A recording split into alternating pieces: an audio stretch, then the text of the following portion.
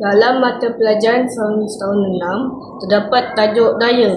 Tajuk ini agak sukar kerana kita perlu mempelajari perkara yang tiada di hadapan mata kita.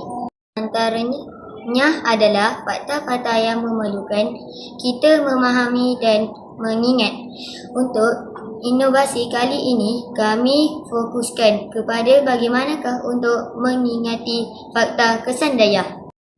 Kesan daya adalah apa yang terjadi kepada objek setelah menerima daya. Terdapat beberapa kesan daya iaitu daya menggerakkan objek pegun, daya menukar arah gerakan objek, daya mengubah bentuk objek, daya mengubah kelajuan objek dan daya memberhentikan objek yang sedang bergerak. Wah, banyak ni nak kena faham dan hafal. Oleh itu, kami menghasilkan sebuah penceritaan dalam bentuk komik yang diberi nama komik daya. Kami menghasilkan satu scene tentang permainan bola sepak. Seorang permainan menyepak bola yang sedang bergun. Maka kesanlah yang pertama, daya menggerakkan objek bergun. Kemudiannya, bola itu terkena pada tiang gol dan mantul ke arah lain. Maka kesan daya adalah daya mengubah arah gerakan objek. Dalam masa yang sama, tiang gol itu terbengkok.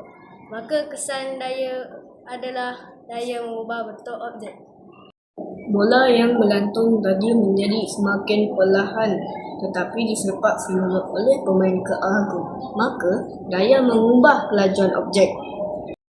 Bola akhirnya ditangkap dengan kemas oleh penjaga gol sehingga berhenti. Maka daya menghentikan tingkatan objek yang sedang bergerak.